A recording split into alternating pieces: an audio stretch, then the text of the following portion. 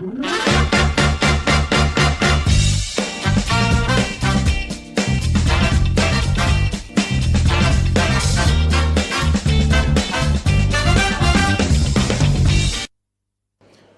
ce numéro invité, nous allons parler de la province du Lualaba, une nouvelle province qui fait parler d'elle et qui se distingue d'ailleurs des autres provinces. Après les découpages territoriaux, une province minière, parfois avec une gestion controversée, mais on va en parler sur ce plateau avec M. Mardoché Nsele. Il est le coordonnateur national de la nouvelle génération pour le changement. Bonjour et bienvenue. Merci, mon frère Crispin. C'est un parti politique, cette génération pour le changement? La nouvelle génération n'est pas un parti politique, c'est une ASBEL qui a pour objectif soutenir toutes les actions de la présidence institution qui rentrent dans le cadre de la lutte contre la pauvreté, le tribalisme et la corruption. La nouvelle génération combat aussi les abus inhérents à l'exercice du pouvoir sur toute l'étendue de la République pour la promotion des valeurs et la renaissance d'une nouvelle citoyenneté. Et d'ailleurs, nous sommes déjà implantés dans plus de 11 provinces et nous avons déjà travaillé, nous avons un rapport positif à présenter à notre peuple et nous continuons toujours à le faire. Très bien, on vient sur ce plateau nous parler de la gestion de Fifi Masuka, gouverneur intérimaire, déjà, je crois, une année à la tête de cette province, depuis le départ de Richard Mouyège. Avant de commencer, Fifi Masuka et son parti politique sont dans l'Union sacrée. Aujourd'hui, avec les événements qui se déroulent au pays, l'Union sacrée semble être divisée. Est-ce qu'elle est pro-Kabound ou pro-Félix Tshisekedi? Non. Madame Masuka n'a pas de tendance à prendre pour l'Union sacrée. L'Union sacrée, d'abord, c'est la vision du président politique Félix Tshisekedi et qui a des caractéristiques tout à fait différentes avec le premier mariage que nous avons connu KHFCC. Aujourd'hui, l'Union sacrée nous amène l'innovation qui est la participation positive de la population à la gestion de la chose publique. Aujourd'hui, l'Union sacrée a sa particularité, c'est mettre au centre de tout intérêt le peuple. Ça rentre dans le slogan sacro-saint, s'il faut le dire, peuple d'abord. Donc Masuka a la vision du chef de l'État Félix Tshisekedi au sein de l'Union sacrée et l'imprime de manière la plus positive dans cette phase de la République. Donc Mme Masuka, en ce moment, elle n'a pas de tendance à prendre d'abord. En ce qui concerne de tractation au sein de la famille politique du chef de l'État, ça n'a rien à voir avec les représentants du chef de l'État sur toute la République. Ce sont des problèmes internes de la famille politique qui peuvent se gérer d'une manière ou d'une autre. Mais dans le cadre institutionnel, Masuka reste fidèle à la vision du chef de l'État et aux institutions. Donc les problèmes qu'elle observe dans son Lualaba. Ça, brièvement, ce qui peut être intéressant pour le moment, c'est la matérialisation du vision chef de l'État en province. Mais en ce qui concerne le problème entre l'honorable Jean-Marie Kabound avec l'UDPS, ça n'a rien à voir avec la province du Lualaba. Ce sont des problèmes internes de la famille politique du chef de l'État qui peut être géré que par le membre de la famille. Fifi Masuka est arrivé à la tête de cette province de Lualaba, une province minière, une province riche, avec la population assez pauvre, hein, disons-le, sur ce plateau. Oui. En arrivant, pourquoi il a écarté certains collaborateurs et conseillers, certains communicateurs des Mouyèges? Pourquoi sont-ils partis du gouvernorat? Merci beaucoup, Crispin. Je pense que c'est une question très complexe. Nous allons chercher et profiter de cette occasion pour répondre aux Congolais en général, aux Lolabais qui nous suivent, que Masuka est arrivé à la tête de la province. C'était la volonté du peuple congolais et la volonté de Dieu aussi. Parce que, vous savez, j'ai toujours tiré parti de la gestion de Masuka. La première partie était consacrée d'abord à la délivrance de la province. Il fallait dénoncer le mal. Il fallait identifier le problème qui ronge la province, ce qui freine la province, ce qui avait plongé la province dans le marasme. C'était la mégestion. Donc la gestion qui n'était pas bonne et qui n'a pas profité à la population lualabaise. Masuka arrive et il remet les choses en ordre. Ça, c'est une vérité connue de tous. Masuka n'est pas venu faire de chasse à la sorcière. Et jusque maintenant, je vous dis, Crispin, si vous arrivez au Lualaba, vous trouvez même les gens qui l'ont insulté dans le passé, les personnes qu'on a identifiées, et pourtant, certains passées sont aux médias. Bien sûr, mais aujourd'hui, les autres qui ont insulté Masuka dans le passé travaillent avec Masuka au sein des institutions. Ceci signifie que Masuka n'était pas arrivé à la tête de la province pour, n'est-ce pas, punir ceux qui l'ont, n'est-ce pas, attaqué ou insulté dans le passé. Mais si il faut rentrer sur les décisions que l'autorité avait prises sur le comportement des uns et des autres membres du gouvernement, il faut comprendre que la loi a réglementé tout. Et nous avons des principes que nous devons respecter. Le gouverneur de province est absent. Il est parti malade en Afrique du Sud. Et l'IGF est arrivé. Masuka assume l'intérim. C'est au nom du principe de la présence et de la continuité de l'État. Masuka est le gouverneur de fait. Donc, que ce soit ses collaborateurs, les collaborateurs du gouverneur Mouyège, ils doivent servir Masuka comme Mouyège selon l'intérim, parce que Masuka représente le gouverneur absent. Alors, ils n'ont pas voulu servir Masuka en tant que gouverneur intérimaire, ils ont voulu saboter Masuka en tant que personne. Mais ils ont oublié que Masuka assume l'intérim du gouverneur absent. Et ceci, c'est un sabotage et un non-respect au principe ou aux règles. Le directeur du cabinet va prendre une décision à la place du gouverneur. Or, vous savez qu'un directeur de cabinet, c'est un conseiller principal du gouverneur. Il s'oppose, il prend la décision pour présenter condoléances à la famille de l'honorable Kovas d'heureuse mémoire. Ce qui n'a pas arrangé la gouverneure, c'est qu'il ne se conforme pas, n'est-ce pas, à la loi. Et il s'absente depuis le 18 décembre. Est-ce que ce n'était pas un alibi pour l'écarter? Est-ce que condoléances, un message? Non, non, mais on lui avait... Qu'est-ce que ça a à voir avec la gestion de la province? Non, non, on leur avait donné tout le temps possible. Masuka n'avait même pas besoin de ça. Elle avait lancé un message. Elle a dit, je ne suis pas ici pour diviser, mais je suis là pour qu'on travaille ensemble. Venez, nous allons unir nos forces pour aider le chef de l'État. Parce que vous savez qu'au Lolaba, la vision du président Félix Tshisekedi a souffert. Je vais même parler de la gratuité d'enseignement qu'on ne parlait même pas. Il y avait toujours des discours ou des messages de diabolisation. Les gens faisaient croire à la population que Félix Tshisekedi n'était pas en mesure de répondre à leurs besoins. Et lorsque Masuka arrive avec une autre vision, c'est de dire au peuple que le chef nous apporte une vision claire qui s'adapte aux problèmes que nous avons. Donc si nous les soutenons, nous aurons des problèmes, des solutions à nos problèmes. Alors je viens ici faire l'intérim pour impacter avec la vision du chef de l'État. Nous allons intervenir dans tous les secteurs de la vie, sur le plan des infrastructures, recettes, santé, éducation, ainsi de suite.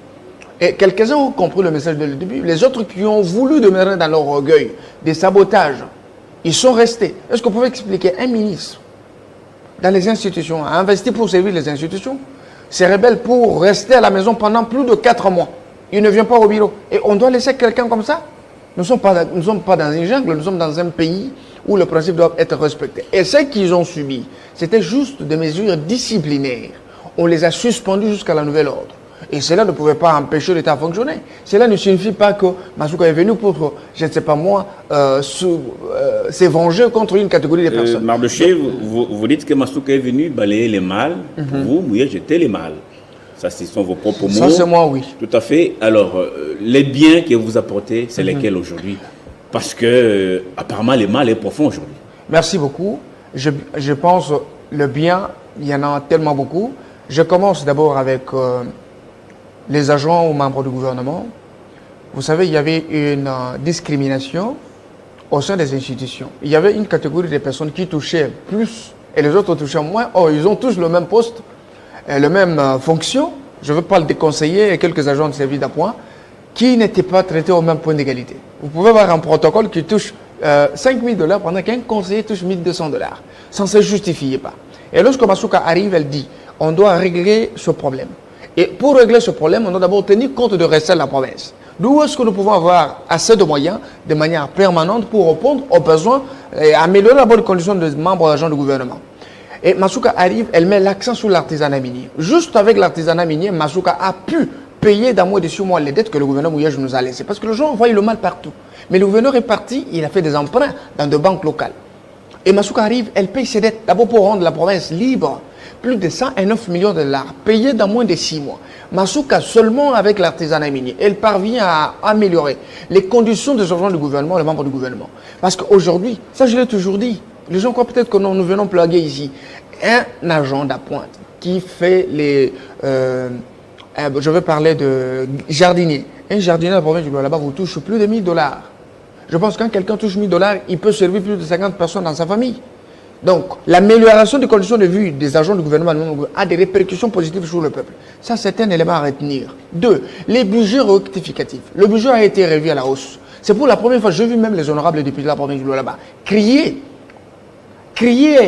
Il dit, mais pour la première fois, nous avons vu le budget de la province être revu à la hausse. À l'époque de Moïse Katumbi, lorsqu'il dirigeait le Grand Katanga, la province du Grand Katanga à l'époque participait au budget national à 70%. Mais le gouverneur Mouyej, qu'on appelait bâtisseur, bon gestionnaire à son époque, la province seule pilote, la province qui régale plus de 63% des réserves mondiales de cobalt, participait à 4,9%. Mais une femme arrive pendant l'intérim. Disons-nous la vérité, que comment je vais shooter par là, pour la question que tu viens de poser. L'intérim, c'est un pouvoir de restitution. Masuka amène la province de 4,9% à 51%. Et aujourd'hui, le budget de la province, exercice 2022, est au-delà de 1 milliard. Ça reste des chiffres, hein, Mardoché. Ce sont des réalités. Vous parlez d'un point du gouvernorat, oui, ça c'est un groupe restreint. Vous parlez des billets, c'est un chiffre. Oui. Mais la population dans son ensemble, Très bien. comment est-ce qu'elle va ressentir les biens que vous apportez? Et aujourd'hui, madame, signe des avis favorables pour l'exploitation artisanale. Est-ce qu'elle en a les droits? Merci beaucoup. Je voudrais d'abord finir avec ce que vous avez dit. C'est pour le groupe restreint, bien sûr. Mais vous savez, avec l'artisanat minier seulement, sous Masuka, on a pu financer plus de 34 routes. Bon, je vais parler des avenues au sein de la province du Lualaba. Financé aujourd'hui, on est en train d'asphalter 34 avenues sous fonds propres de la province. À l'époque, 1 km sous Mouyège se faisait à 55 000 $. Mais sous Masuka, 1 km se fait à 28 000 $. Vous comprenez? Et il y a de la transparence. La population se retrouve. L'autoroute R139. On a laissé des dettes ici avec la société Cameron, où Masuka a payé des dettes, mais on n'a pas vu de travaux. Mais Masuka est en train de c'était une priorité, l'autoroute? Quand on sait qu'il y a beaucoup de défis à relever là-bas, cette route, combien de véhicules passent par là pour l'élargir? Est-ce que c'était vraiment une urgence ou c'est un projet juste pour passer derrière et toucher des C'est une priorité, mon frère. Toucher des sous en rétrocommission? C'est une priorité. Je vais vous dire pourquoi. Parce que les routes à des serres agricoles jouent un grand rôle, n'est-ce pas, dans la vie sociale de notre population. Parce que les intérieurs servent, n'est-ce pas, la ville. Et lorsqu'il n'y a pas accès, lorsqu'il n'y a même pas, il y a des difficultés même que la moto accède, hein, n'est-ce pas, à des territoires, ça pose un problème. Il fallait d'abord prioriser les routes à des serres agricoles pour permettre, n'est-ce pas, que les gens qui sont au village amènent la marchandise et ceux qui sont en ville peuvent aussi atteindre le territoire. Le projet 145 des territoires du chef de l'État lancé récemment, il y a eu déjà de l'anticipation dans la province du Lualaba. Masuka avait commencé ce projet avant que le chef de l'État le prononce. Lorsque le chef de l'État parle de photovoltaïque nouvelle génération, déjà au Lualaba, il y a eu 5000 photovoltaïques, n'est-ce pas, nouvelle génération, dont 3000 pour le territoire et 5000 et 2000 pour la ville. On avait déjà commencé ce travaux. La RN1, à l'époque, j'ai vu 3 gouverneurs réunis ensemble pour travailler la RN1. Mais ce tronçon n'a jamais été travaillé. Mais une femme sous l'intérim parvient à le faire seule. Est-ce qu'elle n'est pas applaudie? La meilleure gestion de Masuka, c'est la transparence.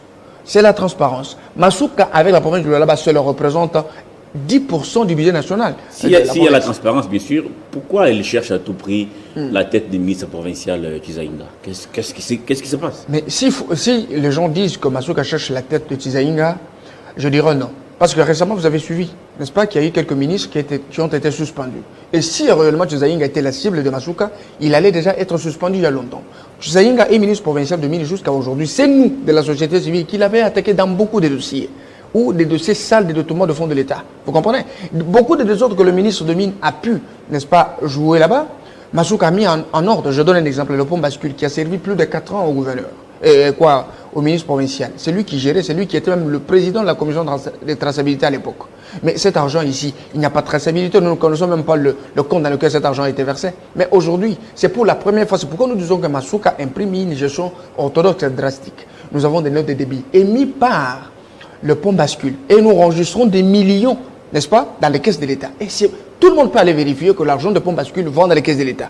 En même temps, à l'époque, on faisait payer beaucoup d'argent. Aujourd'hui, Masuka a permis à ce que les investisseurs ou les collaborateurs qui viennent exploiter les mines, n'est-ce pas, ne soient pas du tout harcelés par le pouvoir provincial. C'est pourquoi on a mis un forfait. Et il y a traçabilité si les gens veulent vérifier. Tout ce qui se dit partout que Masuka, il y a ceci, le contrat ceci sous les arbres, ainsi de suite, ce sont des mensonges. Parce que vous parlez de contrat, il y a cette société Congo Invest qui travaille là-bas. Oui. Sincèrement, comment vous jugez son travail? Parce que c'est quand même décrié par la population sur place. Vous savez, la population n'a jamais décrié le travail de Congo Invest. Au contraire, Congo Invest, c'est le collaborateur, n'est-ce pas, du gouvernement provincial depuis longtemps, même au niveau national.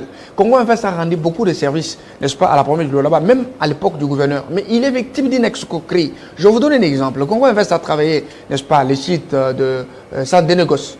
Il a asphalté plus de 10 km. Il a mis la pandaire solaire. Et c'est le même projet qui devrait s'étendre même au niveau des territoires. Mais les travaux de Congo Invest ont été préfinancés par le Congo Investissement lui-même. Le gouverneur Mouyège à l'époque n'était pas à mesure de payer les dettes de Congo Investissement. En surfacturation, bien sûr. Mais non, pas en surfacturation. Pas en surfacturation. Vous comprenez? Congo Investissement travaille convenablement avec le gouvernement provincial. Et il continue à travailler. Il a préfinancé les travaux qui ont été achevés, mais non payés, le gouverneur est parti. Et tout ça, c'est Masuka qui assume. Les gens n'applaudissent pas ce qui est bon. ce qui est bien, ce qui est palpable. Parce que la population se retrouve. Si Masuka ne gérait pas bien, je vous rappelle un jour Crispin qui a eu une foule en liesse. La population se réveillait à 5 heures pour aller toquer Masuka. C'est ça l'expression mais ça, de la légitimité sociopolitique. La prendre à la maison, l'imposer qu'elle fasse le pays. Chez elle, faire 5 km jusqu'au bureau pour exprimer son attachement, n'est-ce pas, au président public Félix Tshisekedi, au premier ministre Jean-Michel Samalukonde. Les gens veulent que le peuple s'exprime comment. Nous sommes en démocratie, chaque personne est libre de mettre son point de vue. Mais je vous dis que Masuka fait partie des femmes rares et de gouverneurs rares. Si elle est aujourd'hui plébiscitée meilleure gouverneur, ce n'est pas pour embaucher de pas. Alors, que dites-vous à ceux qui pensent qu'elle ne contrôle rien, n'est-ce pas? D'abord, elle ne coordonne rien, elle ne contrôle rien. Et là, il y a un souci. Quand on doit gérer une province comme elle est là-bas. Bon, vous savez une chose. Est-ce qu'elle est manipulée par son entourage? Bon, moi, je ne serais pas là pour dire qu'elle est manipulée par son entourage. Vous savez, Masuka ne la jugeait point par rapport à sa physiologie féminine ou par rapport aux robes et aux mèches, au maquillage, le bijou qu'elle peut porter comme femme, n'est-ce pas? Mais Masuka, il faut la juger en tant que gouverneur, avec toutes les compétences et les valeurs qu'elle incarne. Masuka imprime la vision chef de l'État sur le 26 provinces. Il n'y a pas une province qui impacte positivement comme ce qu'elle fait. Elle ne le fait pas seulement pour le là-bas, je vous rappelle ici, avec l'avènement des sinistrés de Goma. Masuka a débloqué. Elle a pu mobiliser, n'est-ce pas, plus de 434 000 $ avec les matelas, les friperies et autres choses. Elle a conçu la cité de l'Union des cohésions nationales à Goma pour les sinistrés de Goma. Donc l'empathie aussi fait partie des CVC, les compétences de la vie courante qui peuvent accompagner les dirigeants. Masuka accompagne le chef de l'État dans sa vision de là-bas. Les chefs de l'État n'étaient pas légitimes, même à 25%. La légitimité du chef de l'État à l'époque de Mouyej était évaluée à 19%. Masuka arrive, elle vend la vision du chef de l'État et la conséquence, c'est que l'accueil du chef de l'État était chaleureux. Le chef s'est retrouvé en face d'un peuple qui avait besoin de l'embrasser. Juste parce que Masuka a travaillé la vision du chef de l'État. L'accueil ne veut rien dire quand même. Hein. Chacun peut être accueilli chez soi. Mais écoute, même dans mon village, on peut vous savez une chose, la foule n'a pas d'âme, Crispin. Lorsque la population est mécontente, n'est-ce pas, elle n'a pas besoin d'être dirigée. Il pouvait s'exprimer d'une manière ou d'une autre. Mais c'était les cris de joie. Les gens ont accepté. Et Masuka est en train de motiver sa population pour accompagner le chef de l'État. Ce ne sont pas des gens manipulés non, pas des gens. Pour 5 000 francs, 3 000 francs, 2 000 francs à la fin de la journée. Non. On ne manipule pas un peuple. Vous savez, on vous avait apporté sur ce plateau ici quelques preuves, n'est-ce pas, que la Comibacat, n'est-ce pas, la coopérative qui appartiendrait à Madame Masuka était en train de... Qui appartiendrait ou qui appartient parce que ça son nom est n'appartient dedans. pas. Non, écoute, je suis en train d'éclairer cette histoire. Plusieurs fois, je suis passé sur les médias. Nous sommes de grands responsables. Quand on passe sur des plateaux sérieux pour dire des choses sérieuses, les gens nous suivent partout. Masuka n'a pas de coopérative. Masuka n'a pas de société. Ni encore moins ses enfants. Vous comprenez? Et en même temps, même dans les signatures de contrat, un directeur de cabinet du gouverneur, c'est un conseiller principal. Il ne dirige pas une coopérative ni une société aux côtés de Masuka. Comment est-ce qu'il peut signer des contrats au nom de la province? Ça n'existe pas. Et puis deux, une photo prise dans un restaurant qui est en train de faire tous des réseaux sociaux. Justifie quoi? Est-ce que ceci implique que réellement c'est qu'il est en train de signer certains contrats? Non. Et vous savez, de manière parallèle. Que ces sociétés, ce n'est pas elle, alors que les conseillers Bondo, d'ailleurs, qu'on ne voit plus, où est-ce qu'il est passé, est passé pour dire que c'est... Elle avait légué le pouvoir à quelqu'un d'autre, mais vous dites que ça carrément. Mais c'est ce que je dis. Masuka n'a pas de société, n'a pas de coopérative. Vous comprenez? Cette coopérative appartient à quelqu'un d'autre, il fait ses affaires. Et la coopérative, au contraire. Mais qui a reçu le pouvoir de la part de Masuka pour mais elle n'est plus. Elle n'est plus responsable de cette coopérative. C'est depuis 2013, mon frère. Cette coopérative a été créée en 2018. En 2008 plutôt, présentée à la division de mines en 2018. Et il est entré en fonction en 2021 au mois de mai. Et puis, au mois de mai jusqu'au mois de décembre, ça réalise plus de 12 millions de paiements de taxes. Et pourquoi c'est la plus favorisée qui occupe tous les espaces? Non, elle n'est pas la plus favorisée. Elle est la plus accusée par le fait que ce qui était en train d'œuvrer, n'est-ce pas, dans la manœuvre de détournement de fonds de l'État, parce que je vous rappelle ici qu'il y avait un mécanisme robuste de détournement de fonds de l'État. Vous savez, aujourd'hui, lorsque Masuka a déclaré la guerre contre la fraude minière, tous ceux qui vivaient de la fraude minière ont fait un bloc, n'est-ce pas, pour combattre Masuka et combattre le chef de l'État. Parce que vous savez, quelqu'un qui vit dans l'illégalité, il gagne beaucoup d'argent. Il se fait beaucoup d'argent pendant que le peuple souffre. Vous savez que Masuka est arrivé, il n'y avait même pas là où les gens pouvaient vivre. À Kassouli, il n'y avait pas d'avenue. Il n'y avait même pas de l'eau potable, même pas de courant. Vous comprenez? Il y avait des érosions qui menaçaient la ville partout. Mais avec l'avènement de Masuka à la tête du pays, il y a eu l'expression de la volonté politique, une volonté pratique. Parce qu'elle s'est mise à l'œuvre, parce qu'à l'époque, il n'y avait même pas l'argent de la caisse de l'État. Elle s'est mise à travailler sérieusement et que la population était convaincue. Vous savez, moi je comprends. La gestion de Masuka est devenue le socle de jalousie parce que pendant 6 ans, le gouverneur Mouyage avec son équipe, ils n'ont pas pu faire ça. Et ils ont monté des choses, même depuis le jour où Massouka fait des dénonciations, une équipe est rentrée pour l'accuser de tout et de rien. Vous savez, la vérité demande toujours la vérité. Massouka, elle reste sereine, elle est déterminée à accompagner le chef de l'État. Nous allons terminer parce que ce dossier des mines fait couler beaucoup d'encre et de salive. Vous connaissez l'un des conseillers de Chizaïnga qui a fait un rapport contre son chef. Oui. Et pourquoi ça? Pourquoi avoir fait ça? Bon, vous savez, lorsque Mme Massouka a reçu l'ordre du chef de l'État, n'est-ce pas, de lutter contre la fraude minière, Mme Massouka a mis en place une commission. La commission a été composée, n'est-ce pas, des services techniques, n'est-ce pas, et l'exécutif provincial, les services de sécurité. Je parle de l'ANR, l'antifraude, le parquet général, parce que là, je faisais partie, et on a voulu requérir un expert en matière de mines. C'est pourquoi on a demandé, n'est-ce pas, au conseiller du ministre provincial de Mines de faire partie de la commission pour élaborer un rapport. Et il a fait un rapport contre son chef. Pas contre son chef. Comment est-ce que le rapport est contre son chef? Le rapport a été demandé dans la commission parce qu'il y a 17 camions qui ont été interceptés. Ce n'est pas un rapport téléguidé par le laboratoire. Je voudrais finir par là. Le rapport, moi je ne sais pas que ce rapport, c'est entre les mains de Chizaïnga. Il faut le citer. Moi, je sais que le rapport, c'est dans la commission et c'est lui qui a le droit d'avoir le rapport, c'est le procureur ou le magistrat qui a le dossier à main. Et vous savez, il y a une infraction qu'on appelle, n'est-ce pas, la transgression des secrets professionnels. Vous comprenez? Et lui, le rapport que vous avez vu ici sur le plateau, c'est un rapport monté de toutes pièces. Même le PV. Le PV n'est même pas le fruit, n'est-ce pas, d'un OPG segmenté qui a prêté serment à un OPG à compétence générale. C'est Chizaïnga qui appelle les conseillers parce qu'il est parti apporter son expertise aux institutions. L'intimider, pourquoi est-ce qu'il est parti de la commission? Et ce PV, c'est Chizaïnga qui s'est comporté à un OPJ avec un monsieur que je ne sais pas si c'était le nom, pour élaborer ce PV. Vous comprenez que ce sont des accusations sur lesquelles moi on ne peut pas me reposer. Ce qui importe, c'est appeler les Loualabé à soutenir le chef de l'État, soutenir Mme Massouka Saïni dans sa vision qu'elle est en train de concrétiser. Aujourd'hui, c'est une fierté de voir une femme qui fait la différence, plébisciter meilleur gouverneur, d'abord la province. La meilleure des visions, c'est de travailler pour l'intérêt du peuple et non pas se servir. On va terminer par là. Sélé Mardoché, merci d'avoir été les nôtres. Merci beaucoup, Christian. Merci à vous qui nous avez suivis de partout, surtout à Colosie. Restez branchés sur Télé 50.